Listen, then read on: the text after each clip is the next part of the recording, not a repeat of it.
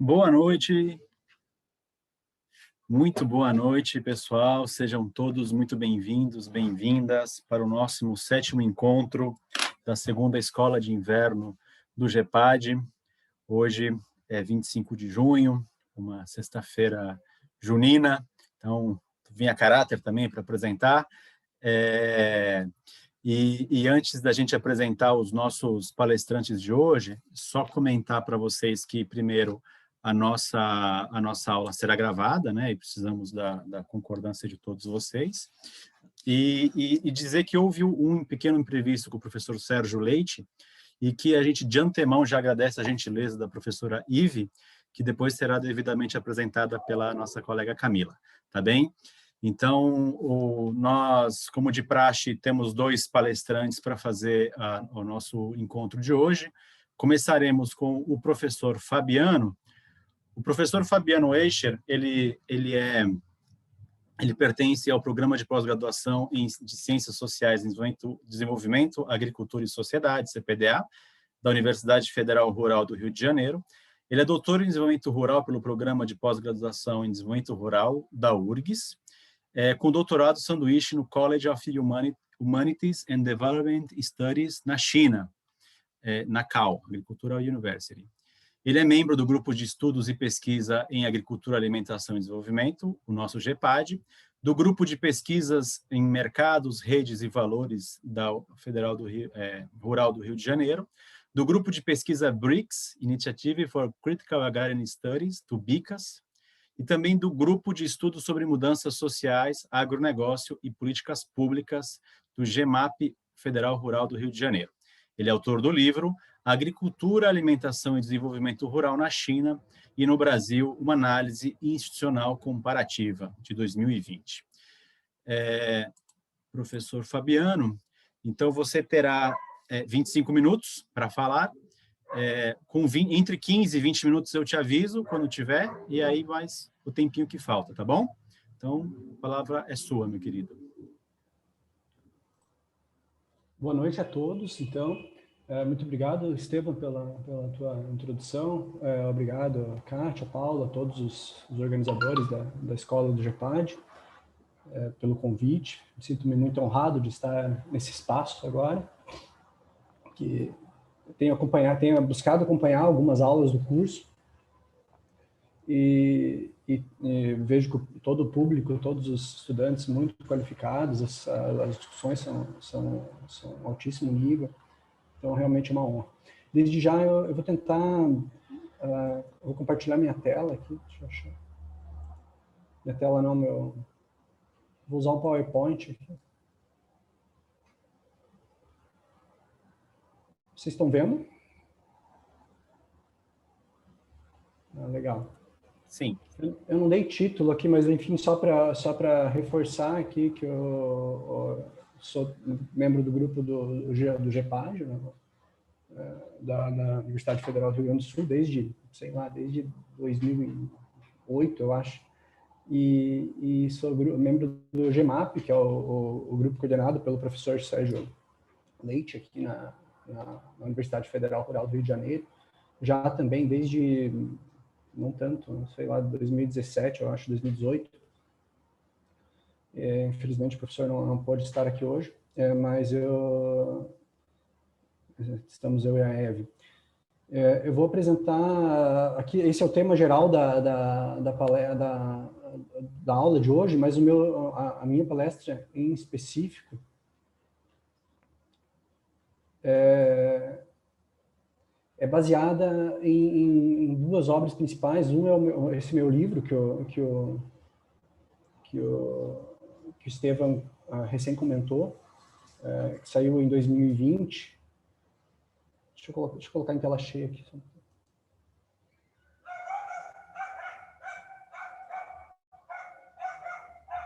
Que o Estevam recém comentou, foi lançado em 2020. Na verdade, a base metodológica mesmo vem daqui, só que eu vou tentar, os exemplos que eu vou trazer eu tento ampliar um pouco o olhar comparativo para além do Brasil e da China para os demais BRICS, menos a África do Sul, também para a Rússia e para a Índia, mas eu não vou não é uma palestra, não é uma fala privilegia o empírico. Eu vou tentar fazer uma discussão um pouco mais teórica. Depois, esse trabalho foi ampliado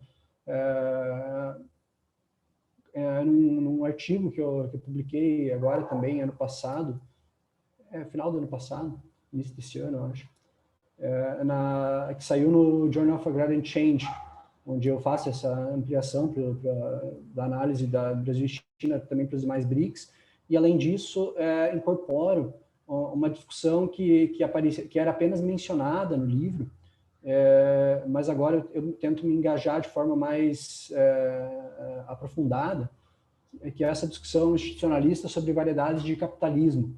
E aqui eu faço relação direta com a apresentação, com a aula do professor Paulo e do professor Valdemar Vez Júnior, que eles mencionaram em várias passagens das apresentações deles a importância dessa perspectiva. E aqui eu vou tentar aprofundar um pouco, tratar, discutir, detalhar um pouco essa abordagem e ver como ela pode se conectar com os estudos agroalimentares.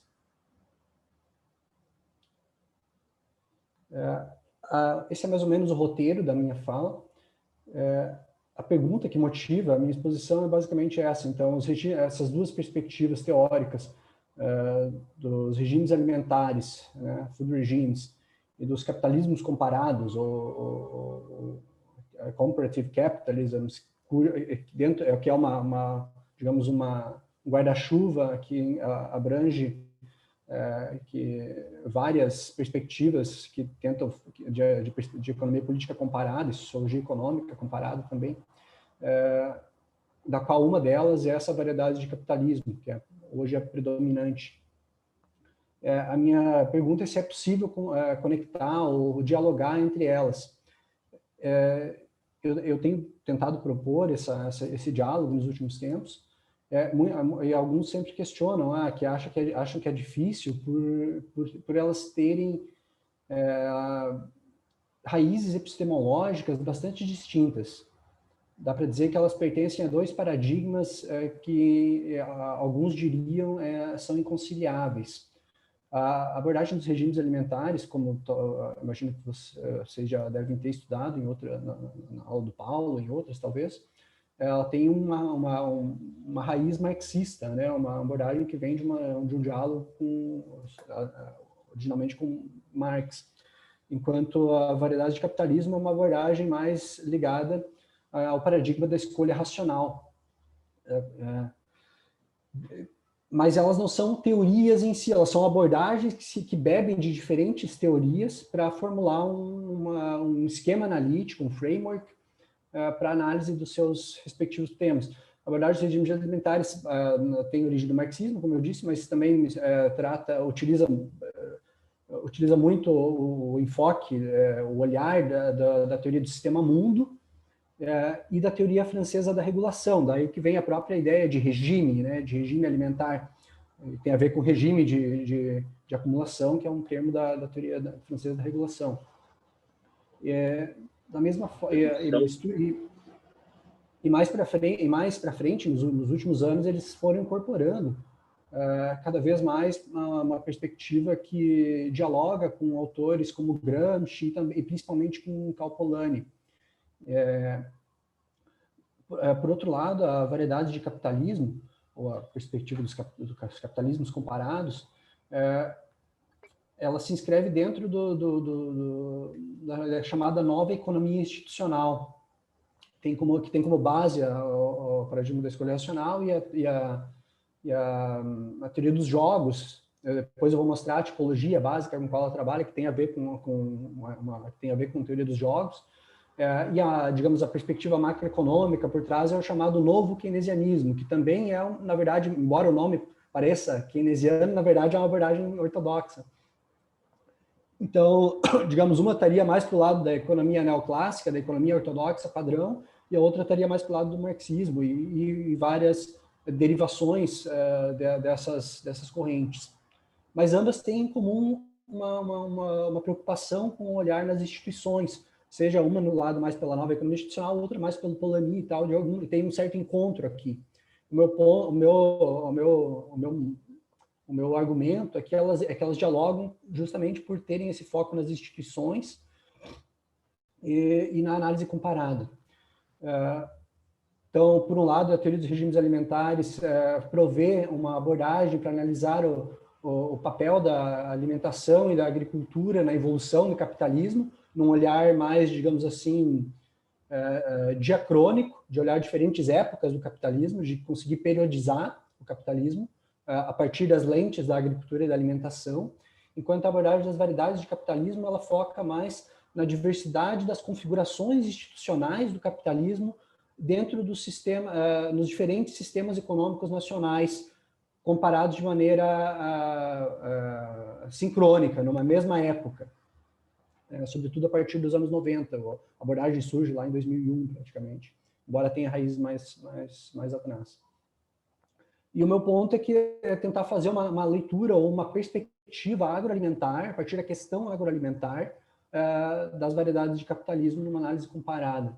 Aqui eu falo questão agroalimentar, acho que é uma coisa que já deve estar bem clara para todo mundo aqui nesse curso, né? Que a clássica questão agrária, embora o tema da terra, o tema fundiário, que era o núcleo duro da questão agrária, historicamente, né? Sei lá, desde de Marx, desde Lenin, nas últimas décadas tem transitado cada vez mais para um debate mais amplo, que eu, ao menos, eu acredito que a maioria aqui, acredita que é cada vez mais uma questão agroalimentar, que vai muito além da questão agrária, né, tradicional, embora não a negue. Então, para entrar um pouco na coisa dos regimes alimentares, aqui é um quadro que eu construí só para tentar sintetizar um pouco, né? A abordagem foi criada pela Harriet Friedman e o Philip McMichael, no intuito de tentar compreender o papel da agricultura e da alimentação na evolução da economia mundial, no desenvolvimento da economia capitalista e do sistema interestatal, em perspectiva histórica. Então, no artigo clássico deles, lá de 89, eles identificaram dois regimes alimentares. O primeiro regime, que teria começado nos anos 1870, no final do último quartel do século XIX, mas mais ou menos na mesma época que tem início a corrida imperialista, né, a era dos impérios, lá do Eric Hobsbawm, e tem fim justamente com a Primeira Guerra, ou talvez ainda se estenda, tem alguma sobrevida até a crise de 29, né? O segundo regime alimentar, chamado mercantil industrial, é aquele regime que surge no pós-guerra, né? Pós 45, e dura até... Aqui também há alguma discussão se teria terminado ou em 1973, com o fim da paridade do dólar, né? O fim do sistema de Bretton Woods original, ou até 85, talvez, teria tido uma sobrevida ali até o colapso da rodada Uruguai do GATT, né? Então, cada um teria uma espécie de potência hegemônica. Aqui tem uma clara influência da teoria do sistema mundo, né? Que existem ciclos hegemônicos, tem uma potência, um país que predomina, que dá as regras, que é que dita as regras de governança do regime, que tem a moeda de reserva internacional, né, o padrão do sistema monetário internacional, e que da mesma forma é dessa potência que emana, digamos assim, a ideologia legitimadora de uma determinada época, né? Enquanto o primeiro regime alimentar britânico estaria associado a uma ideologia, grosso modo, do liberalismo clássico, do colonialismo, do imperialismo, do livre comércio. O segundo regime estaria mais ligado ao desenvolvimentismo, ao anticomunismo do pós-guerra, da Guerra Fria, né? E aos programas de ajuda alimentar americanos, né?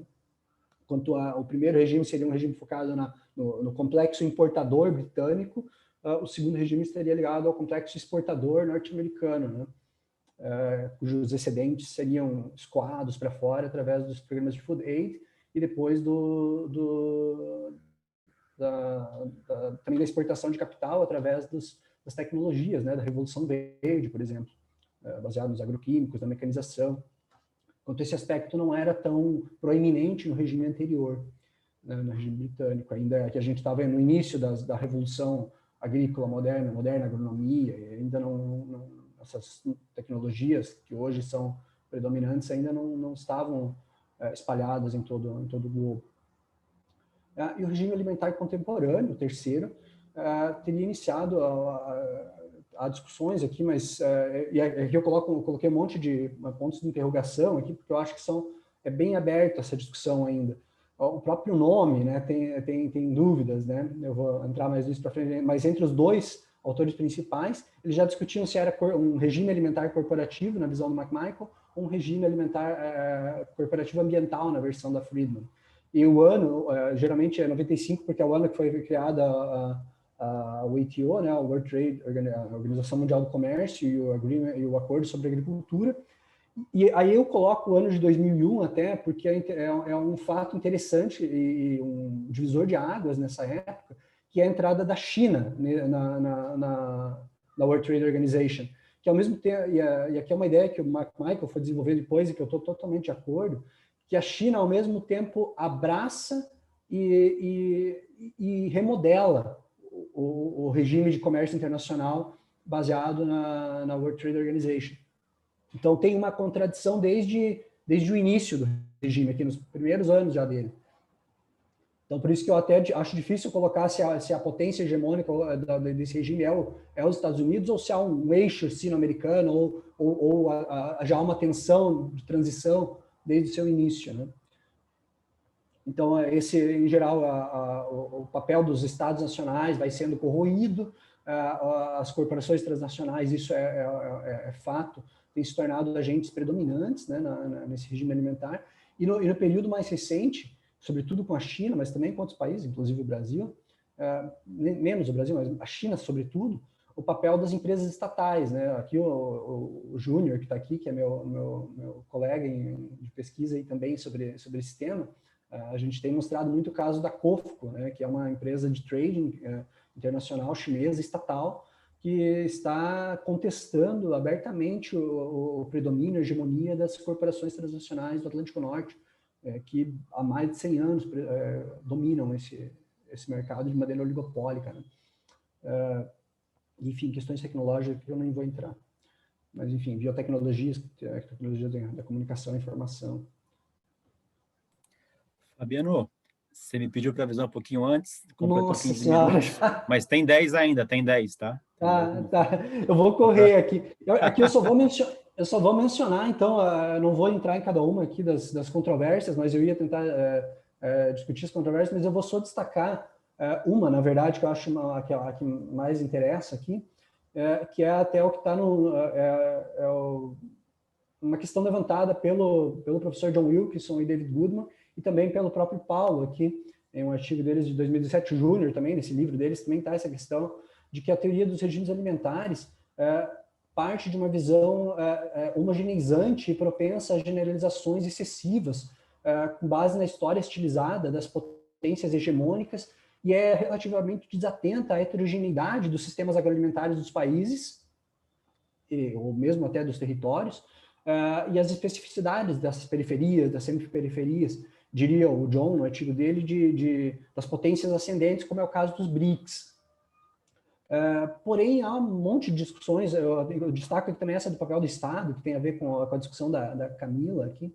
O papel, o Tilsley aqui é um cara que faz uma discussão a partir disso, o papel das classes sociais e do Estado, numa perspectiva meio neopolanziana. E outros autores, como o Belesky Lawrence, o próprio McMichael, no último artigo, agora em 2020, e eu mesmo, nesse artigo que eu falei do começo, temos também temos tentado inserir, ou, digamos assim, aceitar a crítica que autores como o John e o Paulo colocaram sobre essa coisa da homogeneização, do foco muito nas potências hegemônicas e tentar olhar o regime a partir do sul global, né, das questões de hegemonia, multipolaridade, transição no regime alimentar contemporâneo. E para isso eu retomo uma ideia que a própria Harriet Friedman e o próprio Philip McMichael, na verdade, lá nos anos 90, falavam de comparação incorporada. O que seria isso? Uma comparação entre os países em suas especificidades e a partir da contextualização dos casos específicos dos países, tentar reconstruir o sistema global, ao invés de partir digamos, de um internacionalismo metodológico, que é típico da teoria do sistema mundo, para daí explicar os países, ou utilizando a linguagem marxista da dialética, entre as partes e o todo, fazer a explicação a partir das partes para construir o todo, e não partir de um todo abstrato para construir as partes. Essa é um pouco a lógica. Já a perspectiva das variedades do capitalismo,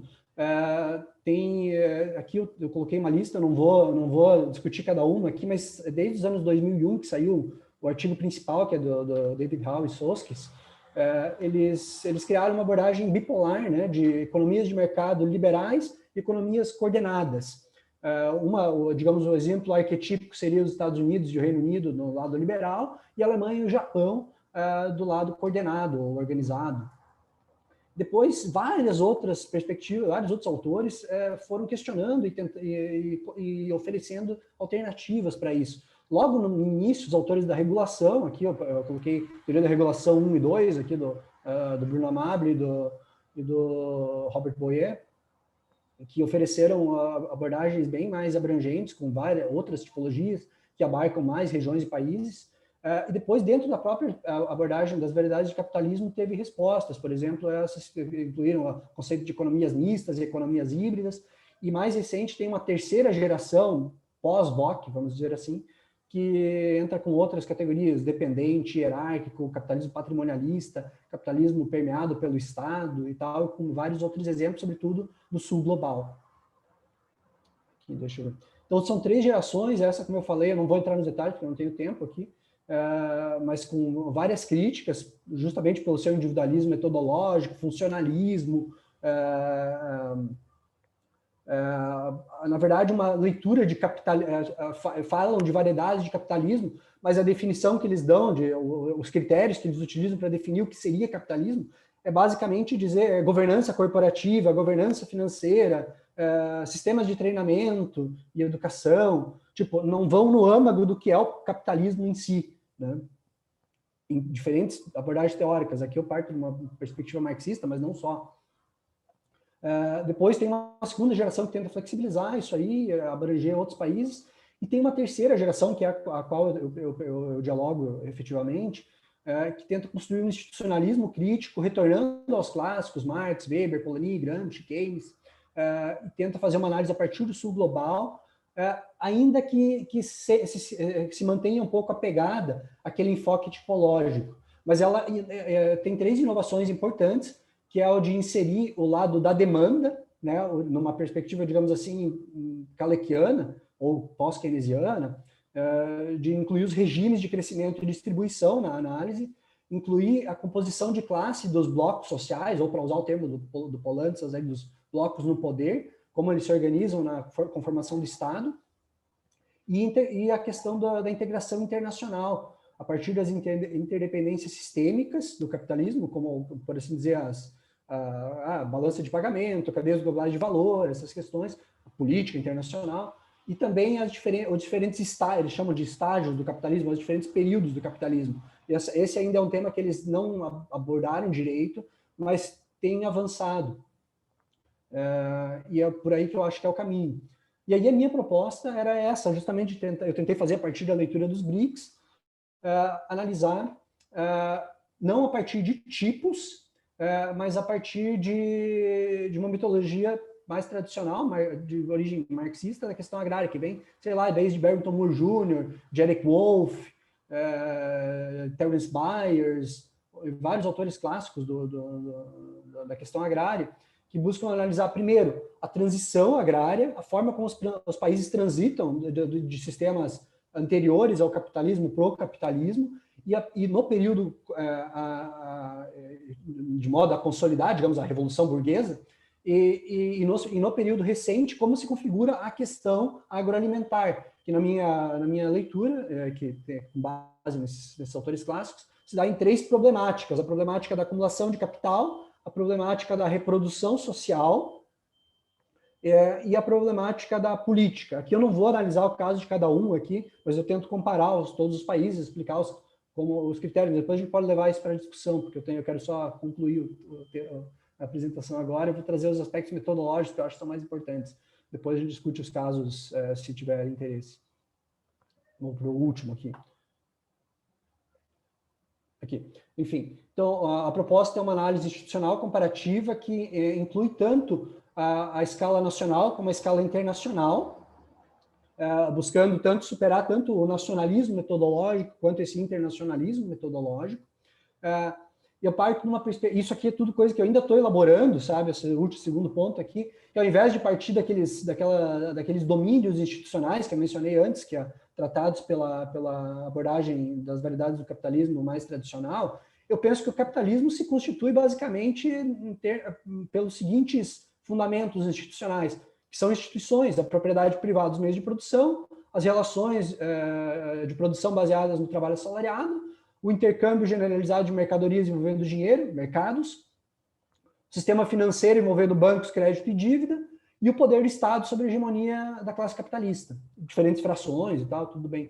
Enfim, a questão, em vez de tipologia, utiliza a ideia de vias de transição agrária e essas problemáticas, né?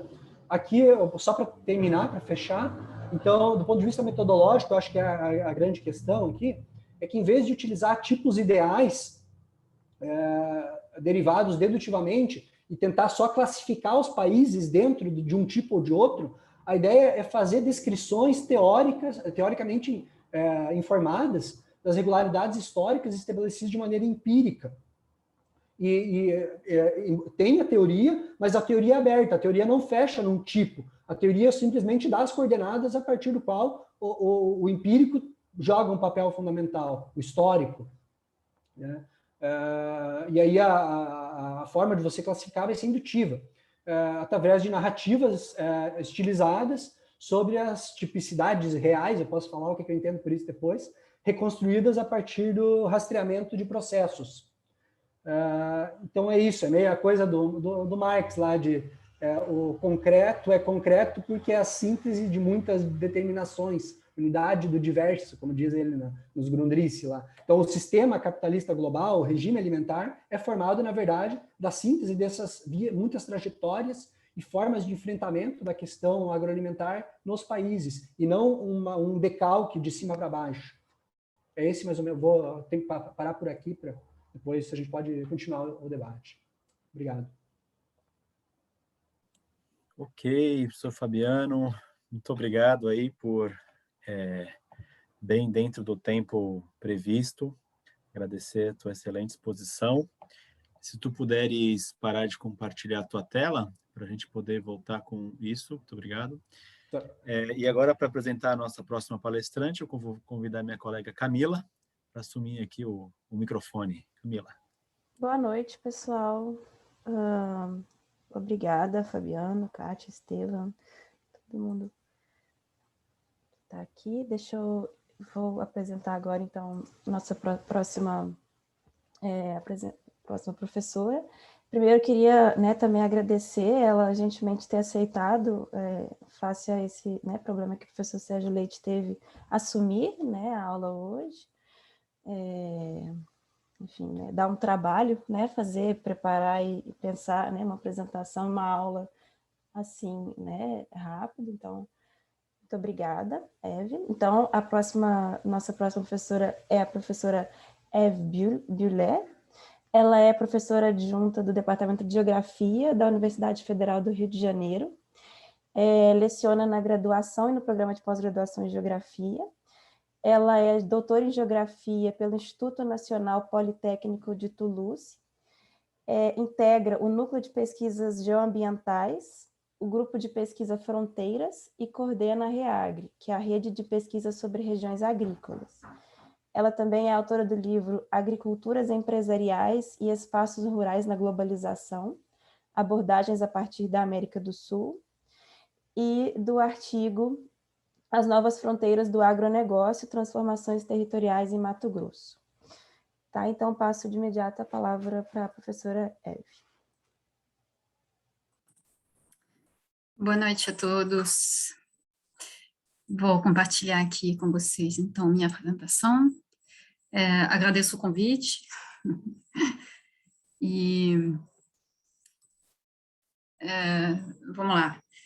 Bom, eu tentei fazer Na verdade, eu assisti ontem de clandestina da aula que vocês tiveram ontem à noite, e eu tinha pensado fazer uma coisa antes, e a partir dessa de ontem que eu assisti, eu voltei atrás e decidi fazer um tipo de mix.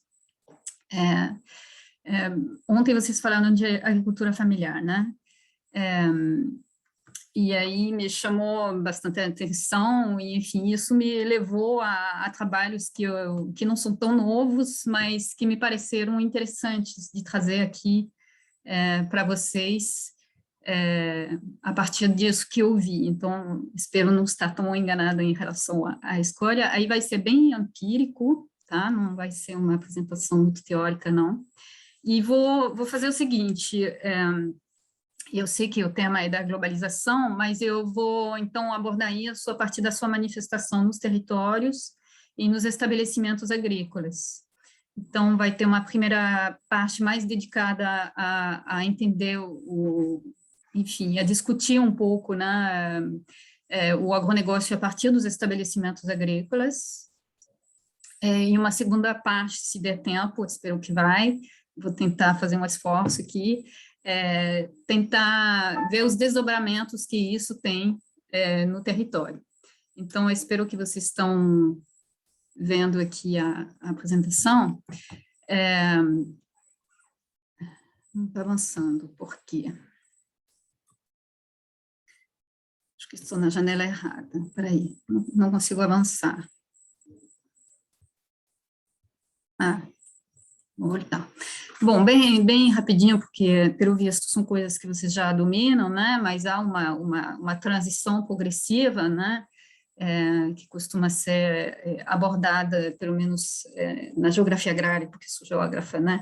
A partir de conceitos como o complexo rural, né? Que teria sido um estágio anterior, para o complexo agroindustrial, e a gente estaria dentro, aliás, né? De um momento mais marcado pela presença do agronegócio, isso a partir de transições sucessivas, né, que vão da modernização da agropecuária, a industrialização, né, do agroalimentar e o início da financiarização, que inicialmente se deu principalmente a partir das instituições financeiras, bancárias, uma evolução geral, né, do consumo e da distribuição alimentar, que eu acho que vocês já abordaram e vão abordar de novo, e uma abertura comercial, que foi abordada rapidamente agora, né, mas que no campo agroalimentar se ganha um novo impulso, né, depois da criação da OMC, em 95.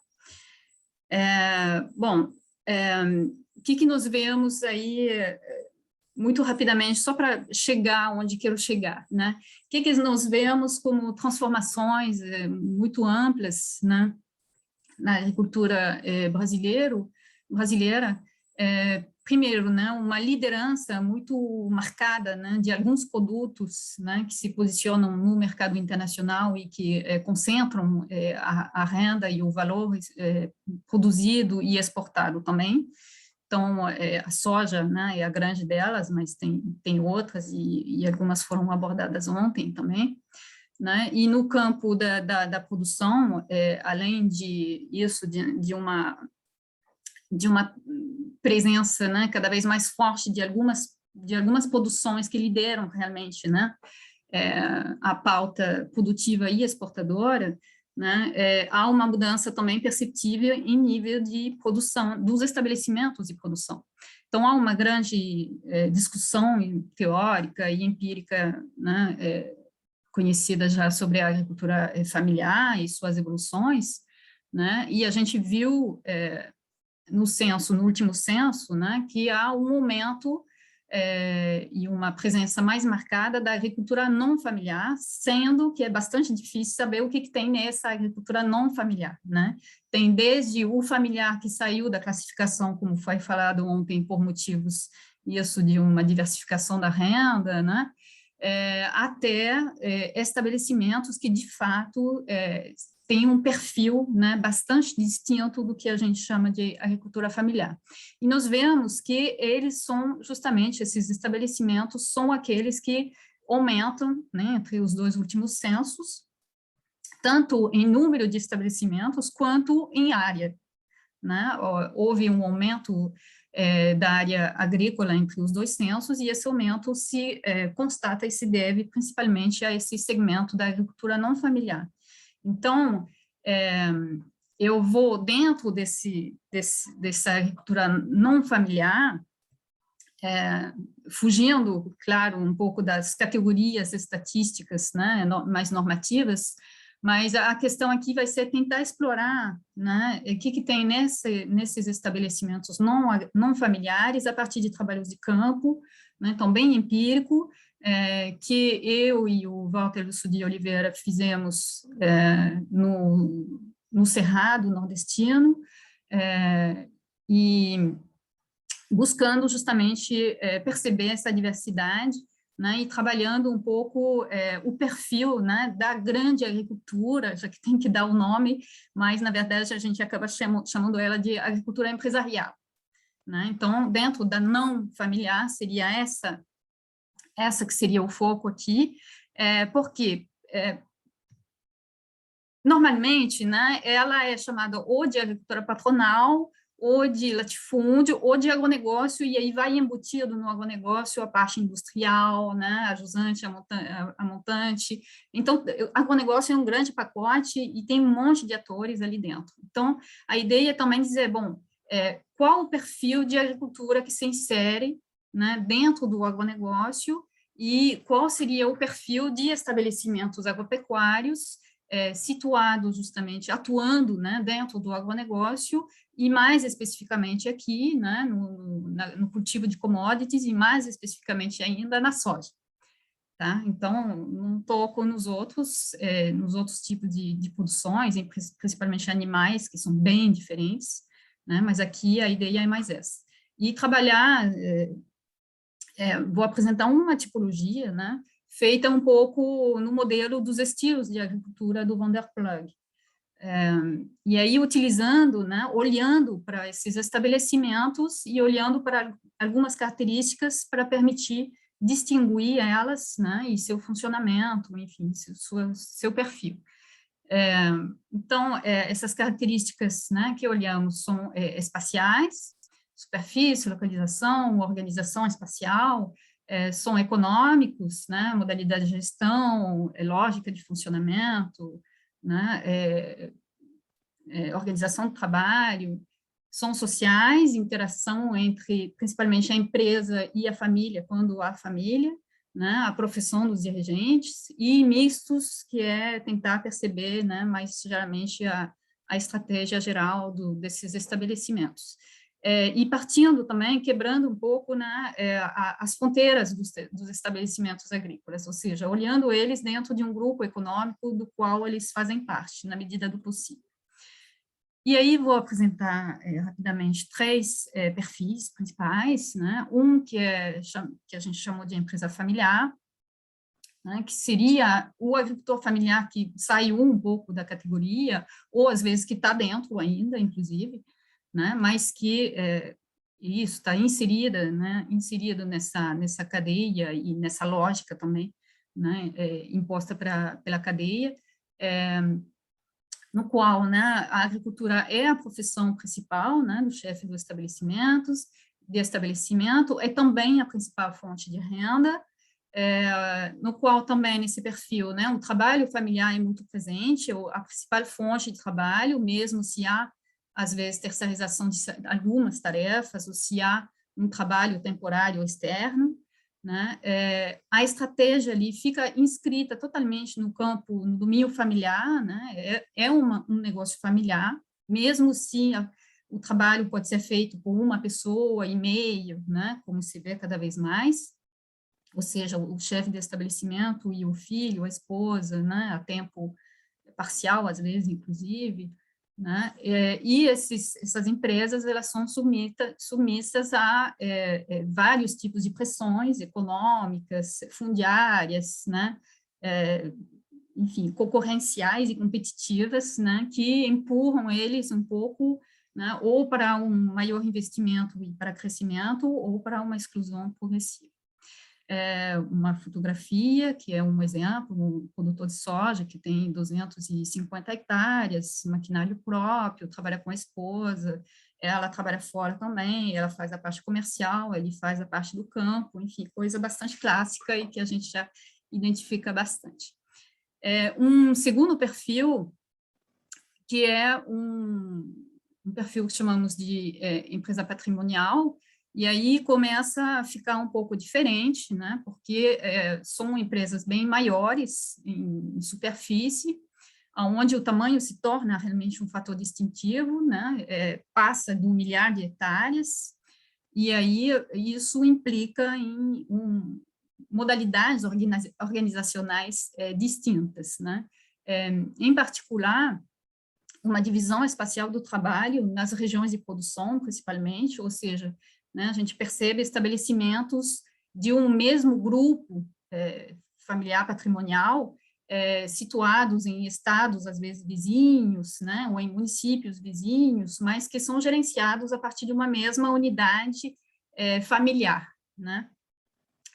Há uma certa divisão vertical do trabalho, ou seja, o grupo familiar já não trabalha tanto no campo, mas está mais, né, nas funções de comando e controle, né, dentro do estabelecimento ou dos estabelecimentos. Há uma qualificação crescente dos assalariados, dos trabalhadores, né, cada vez mais técnicos em agricultura, técnicos comerciais, inclusive, às vezes, né, profissões mais voltada para a gestão, enfim. Né? Às vezes tem uma terceirização também de parte do trabalho, de colheita, mas também de serviços especializados, né? Como, por exemplo, a parte ambiental, a regularização ambiental na propriedade, enfim. Então, ali começa a haver realmente uma profissionalização, né? Uma profissionalização e um olhar, né, mais agudo sobre certas características, né, dos estabelecimentos e do seu funcionamento. Mas é isso, eles são gerenciados ainda com um grupo familiar, né? Irmão, pais, enfim, coisas que a gente vê bastante, que eu vi quando fiz minha tese na Campanha Gaúcha, por exemplo, em torno da produção de arroz. Então, isso se vê também, né, no Cerrado Nordestino, em parte do Mato Grosso, enfim, onde, né, há um grupo familiar ali que está por trás, né? E o que se observa também é que justamente a partir desse histórico familiar, e muitas vezes de um histórico ainda bastante familiar mesmo, né, historicamente familiar mesmo, é uma mudança que vai se acumulando e sem necessariamente que haja uma adaptação adequada na parte jurídica da empresa, né? Então, muitas vezes são parcelas ou parte de estabelecimentos que estão no CPF de cada um dos irmãos, né? Só que, no total, eles estão gerenciando 10.000 hectares, né? Produzem semente, isso implica em investimento pesado, né? Então, o estatuto jurídico não está muito adequado ao perfil, né, do que seria realmente o conjunto desse grupo. Uma questão assim muito presente ali é a parte da transmissão, né? Porque esse estatuto jurídico não muito adequado dificulta bastante quando precisa transmitir para a descendência. Bom, um exemplo aqui no oeste da Bahia, justamente essa empresa que tem uns 10.000 hectares, que produz semente, né? Só para ajuda, eu acho, visualizar um pouco, né, a infraestrutura e ver como que eles são equipados. Então, a gente percebe, né, um forte investimento ali, uma capitalização bastante consequente, só que isso dentro de um contexto ainda bastante familiar, a capela, que está muito presente nesse tipo de estabelecimentos, né, uma produção animal alimentar para os funcionários, né, do local, e uma narrativa, né, em torno da família e do mito, né, dessa saga aventureira. Então, ali está exposto ali na sede, você chega na sede, tem essas fotos ali que mostram, né, essa saga aventureira da família. Então, isso seria, né, aqui um segundo tipo. E um terceiro que não sei se nasceu, mas pelo menos ele se reforça bastante a partir dos anos 2000, né, que são as empresas de investimento, e aí são empresas de produção agrícola, mas que são montadas e gerenciadas por investidores individuais ou coletivos, aí depende dos casos, na sua maioria extra-agrícolas, que não tem necessariamente uma relação, né, com a atividade inicialmente, pode ser, inclusive, pequenos fundos, né, de investimento, ou grandes, e podem ser nacionais ou não. Muitas vezes são pessoas que não, pelo menos quem tem o capital, né, não reside no local, né, são pessoas que residem muitas vezes nas metrópoles ou fora do país.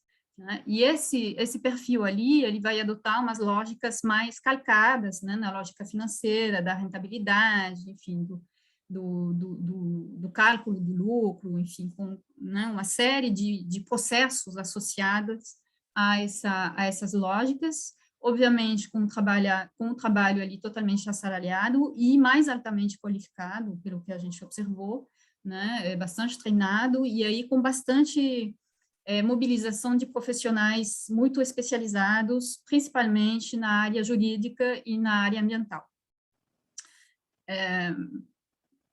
Né, para cuidar da parte da regularização dos riscos, etc. Pelo tamanho, né, a maioria tem mais de 1.000 hectares, então, pelo tamanho, eles são diretamente, eles têm relações comerciais diretas com as multinacionais, a Monsanto Jusante, então eles negociam um contrato, né, que eles conseguem pular os intermediários para negociar diretamente, né, tanto para comprar insumo quanto para vender, para também conseguir financiamentos, né, a juros mais interessantes, inclusive, às vezes, né, de fora do país. A agregação de valor ao produto é pouca, e são empresas que têm isso dentro da sua estratégia está incorporada, né, uma especulação fundiária, ou seja, a terra é parte da estratégia a médio prazo, e a valorização da terra é realmente uma parte muito importante ali da estratégia. E uma coisa que eu acho importante dizer aqui, para justamente pensar depois, né, a sua dimensão, justamente a sua territorialização e o que isso implica, né, para o espaço rural nacional, é que elas têm uma divisão do trabalho espacial mais acentuada ainda. Então, aonde antes, nesse grupo patrimonial, né, tinha empresa em vários estados, às vezes algum escritório em Brasília ou São Paulo, essas daqui, quase todas, né, tem várias localizações e a parte administrativa está localizada nas metrópoles e, às vezes, inclusive, a parte, a sede legal está situada fora do país e, nesse caso, normalmente costuma ser um paraíso fiscal. Né? Então, tem vários casos ali de empresas que atuam, né, no Cerrado Nordestino e que têm uma escritura, né, nas ilhas nórdicas ali perto da Inglaterra, Jersey, Guernsey, etc. Então, isso é interessante porque, né, aí o espaço, né, e a lógica produtiva é diretamente conectada ali com espaços bastante distantes uns dos outros, né, e ali estamos na globalização, só que dentro do estabelecimento agropecuário, né. que está conectado com os mercados, né, para saber quando que ele vai vender, etc., mas também que tem, né, parte do seu sistema decisório fora da região de atuação. E aí, né, esses aí, eles focam bastante, pelo menos no discurso, né, na inovação técnica, na parte da comercialização, com uma informação, assim, e, aliás, com sempre uns funcionários muito competentes, muito conectados, né, na parte da comercialização, softwares de gestão também que eles gostam de apresentar, né, e um papel muito importante, então, da informação, né, que permite ganhar tempo, passar as distâncias, né, e controlar o conjunto dos processos. E aí tem uma citação que eu gosto que é de um holandês, justamente, que atua numa empresa no oeste da Bahia, atuava, né, e que dizia, hoje a gente pode, né, fazer agricultura de qualquer lugar, tanto faz aonde estou quando tomo uma decisão, né? Ele dizia, estou ali na Holanda, no meu escritório, e acompanho em tempo real, né, a colheita, e eu sei aonde que deu mais rendimento, onde deu menos, eu consigo tomar as decisões de longe. Desculpa interromper, só para te avisar que já foram 20 minutos. Ok. Bom, acho que vou cortar bastante coisa, mas deixa eu chegar só aqui, isso para, nesse perfil, né, além dessa foto que eu mostrei, queria mostrar isso, uma tabela que foi feita essencialmente pelo Samuel Frederico, que talvez vocês conhecem, né, só para mostrar um pouco a presença maciça, né, desses agentes ali nas fronteiras agrícolas, porque é o foco deles ali, né, e é o foco deles, e mostra como que essas muito grandes empresas, né, que tem ali, todas elas mais de 10 mil hectares, salvo uma, e às vezes mais de 100 mil hectares, né, tem realmente uma estratégia voltada para as fronteiras agrícolas e para a especulação fundiária, para a valorização do fundiário, né, e eu queria mostrar isso também, porque vocês podem ver na segunda coluna, né, do lado do capital, né, de quem tem o capital, tem a origem, o país de origem. E aí eu acho importante tirar um pouco o foco da estrangeirização, né, para dizer que há uma questão ali de mudança do padrão de produção, independentemente, não independentemente, mas assim, há capitais brasileiros que participam desse processo também, né? E não é só uma questão de estrangeiros que vêm investir no Brasil, é uma questão, me parece, mais profunda de mudança do padrão de atuação, né? E de chegada no campo agropecuário, diretamente na terra e na produção, de lógicas financeiras, né? Que a gente não estava muito acostumada de ver. Então, esse é um que vocês conhecem, e que hoje está cotado na Bolsa, é uma empresa de capital aberto, muito grande, enfim. Então, a gente pode ver que ela tem, né, maquinário, indústria, ali eles produziam algodão também. Bom, e aí eis a questão, não sei se eu continuo um pouquinho ou não, bom, mas pelo menos isso, né, para dizer que eles provocam, né, importantes consequências sobre a organização do espaço, e talvez antes de entrar nessas coisas que no final são mais gerais, depois eu posso tentar conectar melhor esses tipos, né, com as transformações, aí eu fiz uma coisa mais geral em função do tempo, né, mas tem duas coisas que eu acho que a gente precisa olhar e pesquisar, né? O que advém do agricultor familiar, que tinha um perfil mais próximo do familiar, né? E que, para mim, é o grande... o ator ali que perde realmente, né, seu lugar nesse processo todo, né? Porque ou ele fica excluído e empobrecido, ou ele tem que entrar nesses modelos mais empresariais, e aí ele perde um pouco sua identidade familiar, né, sua relação com o território, enfim, há uma série de questões em torno do quid, né, do agricultor familiar que entra, né, nessas cadeias e nesses processos. Isso acho que é uma questão importante para os estudos agrários hoje. ou seja, o agricultor familiar que não está posicionado, né, em cadeias de valor mais com agregação de valor específica, e a outra é, obviamente, essas empresas de investimento ali que trazem realmente um novo padrão de organização. Enfim, então, no geral, e sem entrar, né, no papel de cada um, há uma alteração muito forte, né, das relações campo-cidade, né, elas provocam uma reestruturação urbana e uma urbanização, né, porque são espaços produtivos gerenciados a partir das cidades, e é a cidade que oferece todos os serviços, e vocês podem ver, né, na fotografia que são espaços bastante vazios, né, de baixa densidade populacional, com uma desigualdade também socioeconômica bastante elevada, né, o Favaretto fez um trabalho sobre isso em 2019 bastante interessante, justamente no Cerrado Nordestino,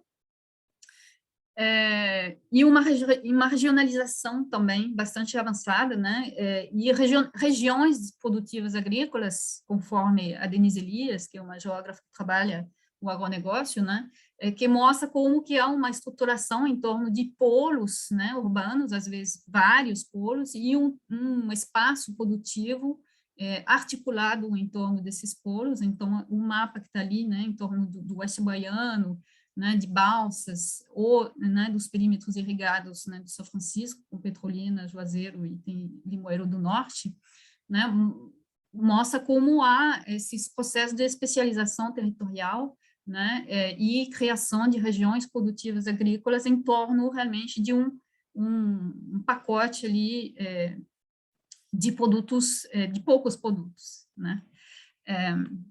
Bom, e esses espaços, justamente, né, há também um novo imaginário em torno deles, né, e isso é um mapa do Oeste Baiano, de uma parte dos municípios do Oeste Baiano, né, então é um olhar feito por profissionais e para profissionais do agro, né, mas é uma forma de se representar um espaço rural, né, totalmente ali sujetida, né, a esses agentes, né, e tirando totalmente os outros usos do espaço que existem ainda no Cerrado. Bom, e terminando, desculpem passar o tempo, mas tinha outras coisas, mas enfim, chamar a atenção, né, também para esses especializações regionais, que vão aprofundando a divisão regional do trabalho também, né, e que vão provocar, o Milton Santos trabalhava muito a integração do território, né, mas que se produz aqui a partir de dinâmicas muito setoriais, né, e que não articulam várias dimensões da sociedade e da economia nacional, né, e, pelo contrário, elas são muito concentradas e atreladas, né, a um setor particular, e isso se vê, né, tanto na orientação produtiva das regiões, e o Ricardo Castilho, né, fala de regiões competitivas do agronegócio, né, para mostrar como que o conjunto da vida econômica e muitas vezes social também, né, acaba sendo muito atrelado a essas orientações produtivas, e isso se desdobra em uma vulnerabilidade regional, né, quando há um revés nos mercados, né. E uma coisa que eu acho muito importante também, enfim, e depois é isso que ia desenvolver, mas a gente conversa depois, né, o que o Castilho e o Samuel Frederico, baseados no Milton Santos também, chamam de uso corporativo do território, né, que é um território gerenciado, né, pelos agentes econômicos que têm poder e pelo poder público, que é muito permeado por esses mesmos agentes econômicos e pelos interesses deles, pelo menos, né, um território planejado e gerenciado a partir também de um olhar para esse setor. Então, a gente vê isso muito, por exemplo, né, nas políticas de planejamento de infraestruturas, né? A gente vê aqui os grandes projetos de desenvolvimento de infraestruturas no Arco Norte, né? São projetos que são atrelados a um setor, e pior que isso, a um produto, que é a soja, né? Ou seja, todo o desenvolvimento portuário, ferroviário, viário, né, são feitos em torno de um setor particular e um produto particular, né, e que acabam modelando o território em detrimento do interesse geral, tomando o exemplo, né, que eles usam sempre, e que eu acho com toda a razão, das ferrovias, né, as ferrovias, elas são feitas, elas são construídas para atender, né, e para transportar soja, e não há nenhuma perspectiva de transportar passageiro, né, não há nada previsto para passageiro, por exemplo, numa região que precisaria justamente de melhorar, né, o transporte de passageiros. Então, isso remete ao que eles chamam de uso corporativo do território, né, que é uma gestão do território e um uso do território, né, organizado em torno de poucos agentes que têm interesses corporativos. Vou parar por aqui, depois a gente pode conversar e desenvolver. Obrigada, Eve. Para de compartilhar, né? Sim, por favor. Eu vou passar, então, para o meu colega Estevam, ele vai fazer o primeiro bloco de questões. Vai lá, Estevam. Ok, vamos lá, então. Deixa eu abrir aqui as questões, eu já separei aqui, deixa eu achar nas minhas questões, só um minutinho.